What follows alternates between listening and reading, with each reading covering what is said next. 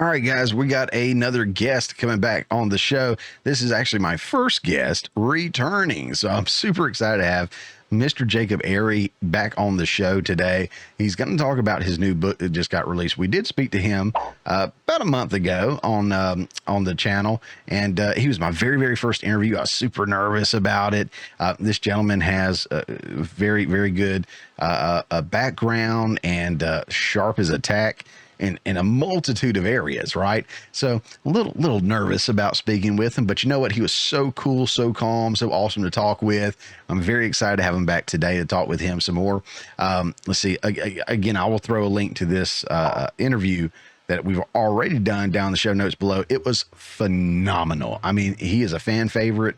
I've gotten a lot of feedback from having him on and the conversation that we had, and really look forward to talking to him now. So he is a self-proclaimed author, nerd, movie reviewer, and pop culture critic. He runs a website and is on a variety of media platforms. Links to all those will be down below, by the way, where he covers film, TV, anime, and faith. He's been a frequent panelist on the Michael Knowles Show. His work has been featured on the Stephen Cortez Show, Clownfish TV, The Blaze, Bowl TV, Fox News' The Five, The Daily Wire, and on Hollywood and Toto, where he was listed in the Ultimate Guide to Conservative Movie Critics. Ladies and gentlemen, please help me welcome back to the show, Mr. Jacob Airey.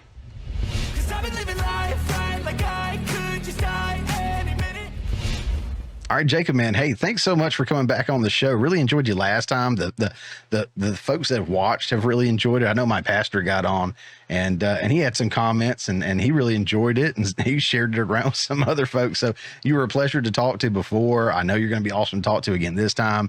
And really, again, appreciate your time in this. Now, today I brought you back because we spoke last week about some of the things you had going on, and one of them was a new book that you were writing. And wanted to bring you on and give you the opportunity to kind of talk about that book. I know it just came out on Wednesday, and so we didn't get to pre-shoot this before it came out to promote it, but that's okay. We're going to promote it now, and I'm going to give you the floor here in just a second. But before I do let you talk about that book, I do want to kind of get into kind of what you do with the books and stuff. Like, this is not your first book, correct? Right. And thank you again for having me back on. And this is actually my fourth release. I'm very excited about it. I have one that's a standalone sort of supernatural paranormal novel, and then the first two parts in my fantasy trilogy, which the third part I'm working on right now. Okay, so the one that's coming out is the third part, or is it? No, this is a standalone. The one that's coming out that came out on Wednesday, Blessed Child. This is a standalone novel. Okay. This is the work print that KDP sent me, my publishing company. That's why there's this obnoxious bar. I promise you, when you buy it on Amazon, this bar will not be here. Okay. So you kind of hinted a little bit about the trilogy that you're writing. So what are the genres you're writing? And then what specifically kind of genre style is this one in? So Cacophony, which was my very first novel, and I was actually that publishing company's first ever fictional book. Wow. So it was fun to write that one. I was heavily influenced by C.S. Lewis and Frank Peretti, who many might know from the late 90s. He was a evangelical Christian writer. He's since retired, which I'm very sad about because I've read all of his books. I think I own all of them. But it's about this group of demons called the Grigori who come to this small Texas town, and they basically want to take it over. And so God in his infinite wisdom sends the 7 archangels. Now, one thing that people were a little confused about is I didn't make Gabriel an archangel because I don't see any biblical references to him being an archangel, but Gabriel is a character, but I refer to him as a messenger angel. And he and the 7 archangels, they work together to try to sabotage the demon's plans. And I tried to write it without being cheesy because growing up being a pastor's kid, I pretty much read, all the Christian books that were out at the time. And a lot of them were very cheesy. Some of them were really good. Like Gilbert Morris is a very talented Christian fiction writer. I can name several others, but I wanted it to be more in that vein, to be taken very seriously. Later, I started writing The Seven Royals, which eventually originally supposed to be a shorter book, but it ended up being longer than I expected. But that's The Seven Royals, All Good Things. And I wrote that book because I went to the bookstore and I was looking in the fantasy section because I'm a big fantasy reader, and this is more Gotcha. of a high fantasy book. It's got a lot of lore to it, and there's a lot of big world building in it. And I wanted to get something, so I really like reading people's takes on fairy tales. But all I found was trash. It was just all of these trashy, basically Harlequin novels. And I decided to do something about that. And so that became the Seven Royals, All Good Things. It actually took me 5 years to write. It was a labor. And Wow. I had it. It went through several revisions because originally the main character, his name is Jasher, and he is based on Joshua from the Bible. The other characters are based on fairy tales. So I have Talia, who is the Russian version of Sleeping Beauty. I have Belle from Beauty and the Beast. The Brave Woodsman is a character. I name him James, named after, he's not named in the original fairy tale, so I chose James from the Epistle of James. And it was a lot of fun to write. I have Hansel from Hansel and Gretel. I gave him the first name of Philip because I just, again, an apostle from the book of Acts. I named him after that. And I wanted to restore them to sort of their fairy tale fantasy roots without any of the trash. So it's very high action. What happens is their kingdoms get taken over because their families all rule kind of an allied set of kingdoms. But then this evil wizard comes, this mage, and he takes over everything with an army of orcs and vampires. And so they have to flee. And they actually put Jasher, who's the oldest, in suspended animation for 10 years. And then he wakes up and rallies them together. And the sequel continues that story, but with a different villain called the Wicker Man. And he's trying to collect these zodiac seals. And if he collects all of them, he gets greatly enhanced as an evil wizard, and so they have to stop him. And then this third book that I'm working on, it will conclude what I'm calling the Dark Army trilogy, which is the Seven Royals. Now, Blessed Child, this book was more of they all were something I was really passionate about, but I have been calling this book a labor of love because this book just kind of came to me one day. I was having a casual conversation with my boss. He was asking me questions about my books, and he made a comment about, well, dragons can celebrate life, right? And I thought, you know what, that's kind of interesting because my books, they definitely celebrate life, but it was more of an undertone. So this book, I put a very strong pro-life message in it. And it's about this princess. She's an elf, and she was married to a human, and her husband passed away prior to the events of the book. But then she finds out she's pregnant. Now, if you're familiar with elf lore, elves usually give birth to either halflings or to full elves, even if their mate is a different species. That's just kind of that's in Lord of the Rings as well. So. Yeah. However, they discover that the baby is fully human. It's not elf at all. And they want her basically to terminate the pregnancy. So because the elves don't want to be ruled by a human. So her father hires this knight, Sir Matthew, and brings him in. Now he is disgraced. He's been humiliated, and he wants to redeem himself because he believes that he can do that by becoming her protector, which is what ends up happening. And they form kind of an unlikely bond during this time, during the pregnancy. And there are certain forces that want to keep her from getting to the throne after her father passes away. It was a very enduring book to write. My sister, she actually did the cover. She did a fantastic job. And in my humble opinion, this isn't AI. This is my sister using her tools. Mm-hmm. She did a fantastic job on it. And it was, like I said, so much fun to write. There are so many other key components to it, but that's kind of the central core message of it. And a lot of things inspired me along the way as I wrote it. I was going to ask you who did the artwork because I remember you mentioning it was your sister. I don't want to make sure we gave her a shout out because it looks really good. I remember when you spoke about it before you showed the cover art. I think you mentioned that your sister had done it, and then you showed it, and it looked fantastic. So always got to show everybody some love that worked on that. So it does look great. It does look great, and the passion that you have behind that is just amazing. That you've created this kind of lore and backstory of all these different characters and these worlds, and not just in this book, but just the depth in which you write is fantastic. You mentioned, C.S. Lewis. I know you've mentioned J.R.R. Tolkien before. These are folks that have some really great classic, literary works that are just acknowledged as some of the greatest works of art that we have in literature. One of the things that we've seen, especially lately for modern audiences, for, lack of a better word, we've seen not necessarily rewrites, but reimagining as they've been made into TV series, movies, whatever else, miniseries, cartoons, anything. And in some instances, we've seen where they've taken the original works and kind of twisted and manipulated them, changed out characters, changed out stories. You as a fan of these guys, and as an author yourself, as an artist, because again, I'm an artist too, as a filmmaker, so there's something very special about an artist acknowledging and respecting and taking in somebody else's artwork, because it's just so, there's so much respect from one artist to another in this world.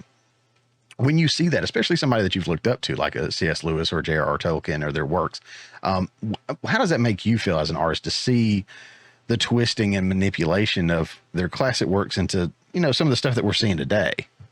It's disheartening, because my understanding, as it is told to me, that the rights with Lord of the Rings is Warner Brothers has, because they own New Line Cinema, which did the Lord of the Rings trilogy. They have the rights to the Lord of the Rings and to the Hobbit, and as well, and those come with the appendices, which were a big expansion over what Tolkien wrote. I think it was added in an addition to Return of the King.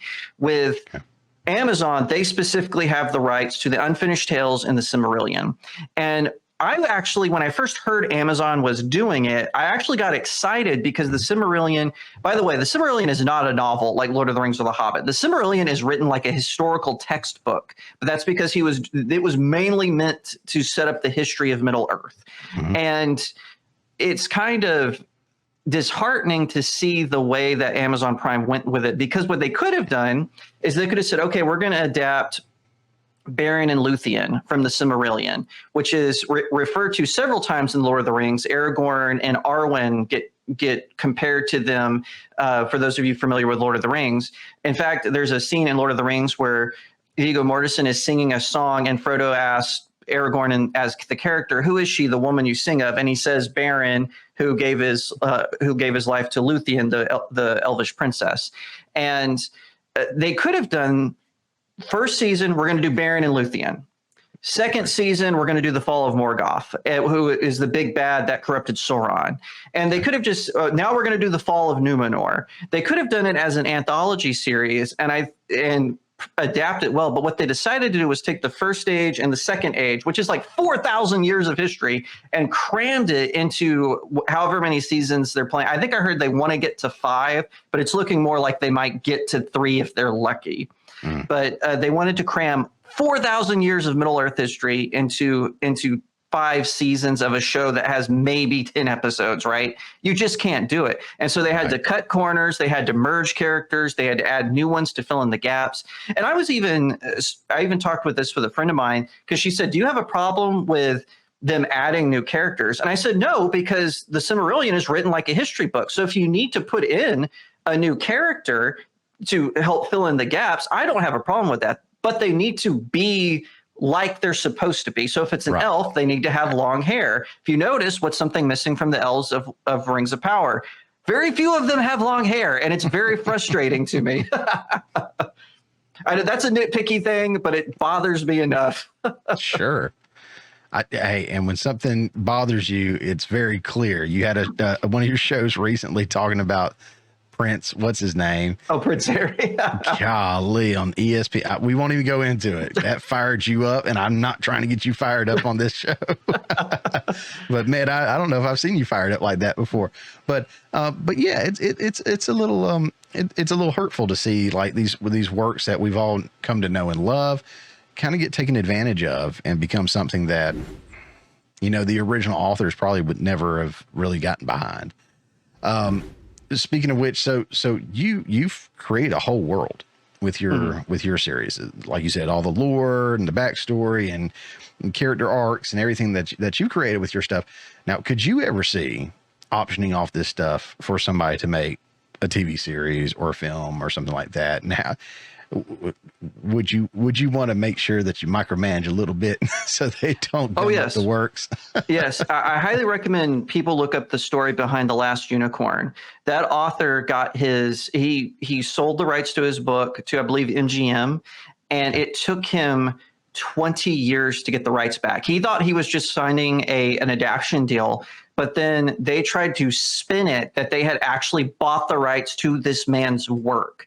And it took him something like 20 years to get it right. So I will be dotting every I and crossing every T myself to make sure that this is nothing more than an adaptation. And yes, I will be micromanaging it. Now, Cacophony, I could see being live action with just because of the premise that it is with the demons and the angels. I could see it being something like that. The Seven Royals, I always kind of picture like a 90s Saturday morning cartoon. I don't know why, but whenever I personally read chapters to people or on my vidcast, I always try to visualize real people, but it just in my mind's eye, it always turns to animation. But I would be willing to option off them for a film adaptation. I think that would be fantastic. But I would definitely have to read the contracts and make sure that I'm not losing the rights to the book or to the story. Like I said, especially what happened to the author of The Last Unicorn. But I highly recommend to your viewers to look up that story, because when he finally got the rights to his own work back, they filmed him and he just broke down in tears because this had been a 20-year ordeal and you just felt for him. He finally did it. And it was really cool because his son was there with him, and his son was patting him on the back when the judge made the judgment. But that's what happened. He took on a billion-dollar corporation, and this underdog beat them, and he's my hero. So I really hope that, at least in that regard. So I hope that if I do get an option, I won't be hopefully swindled into some sort of predatory deal like that was. Yeah, but we know they try to do it, don't they? Oh yeah. All right. So the book is out. Where all can they get the book? Where all can they find it? It is available exclusively on Amazon. It's real simple to find. Just type in Blessed Child and then my name, Jacob Airey, and it comes right up. I will have links to it on my website, studiojakemedia.com, and also on my socials. It'll probably be my pinned tweet for the foreseeable future. Okay. So, but I really want everyone to get a copy and to leave me a 5-star review if you liked it. Yeah, and like he says, so since that'll be easy, it's just on Amazon. So I'll definitely have a direct link to that book in the show notes below. I'll also, just like last time, have a link to all Jacob's socials down below, and probably the link tree because he's got socials all over the place. But before I let you go, do tell the people one more time, what all do you do? Because you're not just an author. What all do you do, and where all can we find you? I also have a vidcast on YouTube, which is Studio Jake. It's also available on Rumble, BitChute, and Odyssey.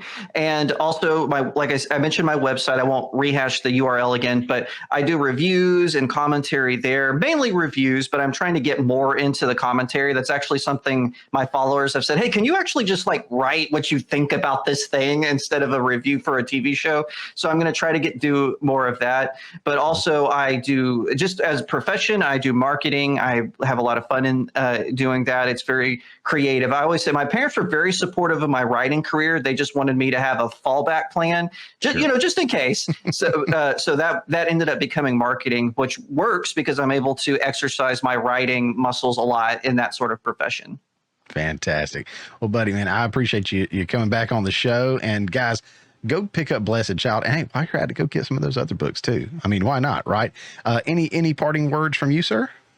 I just want to say that I believe that everyone has at least one book in them, even if it's a DIY book. Everyone has at least one book that they can write. It doesn't have to be fiction like mine. It can be nonfiction. It can be whatever. It could be a publishing of your journal. I know people who have done that. So I encourage you to sit down and write it out. At least one. Get it out of your system. And if you decide you don't want to do any more, that's fine. But I do believe every person on this planet, without exception, has at least one thing to publish in their lifetime. Very good. Very good. Well, again, thank you, sir, for joining us again. You're always welcome, folks. Jacob Airey, check him out. 'Cause I've been living life right. again, it is a special treat to have folks like Jacob come on the show. Again, we had Robert Herr last week, so kind of back-to-back interviews here, which is not something I'll be doing on a regular basis probably, but it just so happened to work out that way because I wanted to have Jacob back on to be able to speak about his book. So guys, please consider going to check out his book. You can purchase it as the ebook on Kindle or whatever like that, or you know, just the what is there, a hardcover, soft cover, all that good stuff. So go check it out. Considering supporting him, I just really love the opportunity to support another artist. So go check that out. Links again, I know I already mentioned this, but links again will be in the show notes below. And in fact, I have direct links to it, so you don't have to search for it or anything like that. And also the link to his general Amazon that talks about him, has his other books on there in case maybe you're interested in all that too. Hey guys, thanks for checking out this clip from the Morning Mayhem. Remember, this is just a portion of the full show that comes out every Friday morning at 10 a.m. Eastern Time. If you hadn't already, don't forget to subscribe so you don't miss out on any of the full shows or these tasty little nuggets.